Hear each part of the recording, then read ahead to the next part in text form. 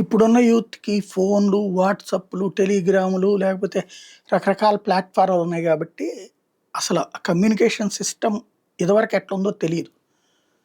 ఆహ్, నా వయసున్నోళ్ళకైతే తెలుసు. నేను మొట్టమొదట అప్పట్లో పోస్టల్ కార్డ్ 10 పైసల పోస్ట్ కార్డ్ జూసా. తర్వాత 15 పైసలకెళ్ళింది. ఆ 5 పైసలు పెరిగినందుకు దేశవ్యాప్త ఆందోళనలు చేశా కమ్యూనిస్టులు ఆ రోజుల్లో. 5 పైసలకి అంత వాల్యూ ఉండేది. అప్పుడు పోస్టల్ కార్డ్ 15 పైసల కార్డు, ఇన్‌లాండ్ లెటర్ అని ఉండేది. పావలా మొదట, తర్వాత అది 30 పైసలు, 40 పైసలు, రూ. 1 అట్లా ముప్పావలా, రూపాయి దాకా వెళ్ళింది. అది మూడోదొచ్చేటప్పటికి రిజిస్టర్డ్ పోస్ట్. ఇదే మన కవర్‌లో పోస్ట్. అంటే కవర్ ఇస్తారు. దాంట్లో ఒక ఆహ్, క ఇట్లాగా ఒక పేపర్‌ని చుట్టి దాంట్లో పెట్టుకోవచ్చు. ఓ పేపర్ వరకు పెట్టొచ్చనమాట. బరువు ఎక్కువైతే మళ్ళీ ఛార్జ్ ఎక్కువ పడుతుంది.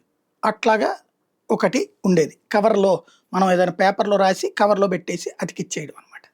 దానికి మళ్ళీ ఏ పెద్ద గమ్ము గూడా అక్కర్లేదు. నేలకి అంటే అతుక్కుపోయేటటువంటిది ఉండేది అప్పట్లో. ఇవి 3.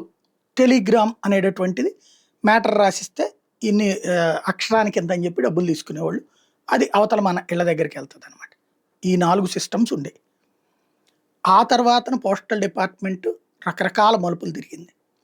ఆ తర్వాత కాలంలో పోస్టల్‌లో ఈ సేవింగ్స్ ఉండేది. సేవింగ్స్ అకౌంట్స్ అని ఉండేది.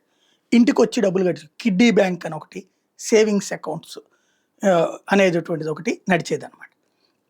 ఇప్పుడు పోస్టల్‌లో కమ్యూనికేషన్స్ కోసం పోస్టల్‌ని పెద్దగా వాడట్లేదు. కేవలం ఈ ప్రభుత్వ చట్టబద్ధమైనటువంటి చెల్లింపులకి లేకపోతే ఆ సిస్టమ్స్ కోసం మాత్రమే పోస్టల్ వాడుతున్నారు.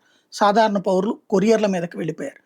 ఇట్లాంటి సందర్భంలో పోస్టల్‌ని ఎత్తేయకుండా దాన్ని రకరకాల మార్పుల్లోకి తీసుకొచ్చారు. కొరియర్ సిస్టమ్‌లోకి తీసుకొచ్చారు మోడీ సర్కార్. ఇప్పుడు తాజాగా వచ్చేటప్పటికి బ్రిటిష్ కాలం నుండి అమల్లో ఉన్నటువంటి రిజిస్టర్ పోస్ట్ విధానాన్ని తపాలా శాఖ స్పీడ్ పోస్ట్ విలీనం చేసేసింది. వాల్యూ యాడెడ్ సర్వీస్‌గా స్పీడ్ పోస్ట్ కిందే ఇది కూడా అందుబాటులో ఉంటుంది.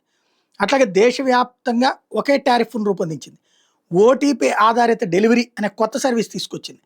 అంటే లైక్ దాదాపు ప్రైవేట్ కొరియర్స్ ఎట్లా పనిచేస్తాయో ఆ దిశగా తీసుకొచ్చారు. దేశవ్యాప్తంగా రేపు అక్టోబర్ 1 నుండినే అమల్లోకి రాబోతోంది. ఇది ఓ రకంగా చెప్పాలంటే కొరియర్లకు పోటీ. కాకపోతే కొరియర్ వాళ్ళు మన షాపుల దగ్గరకొచ్చి తీసుకునెళ్తారు. ఇళ్ళ దగ్గరకొచ్చి తీసుకెళ్ళమన్నా తీసుకెళ్తారు. అట్లాగే డెలివరీకి గూడా అదే విధానం ఉంటుంది. పోస్టల్ డిపార్ట్‌మెంట్ కూడా ఆ స్థాయిలో చేయగలిగితే అద్భుతంగా ఉంటది.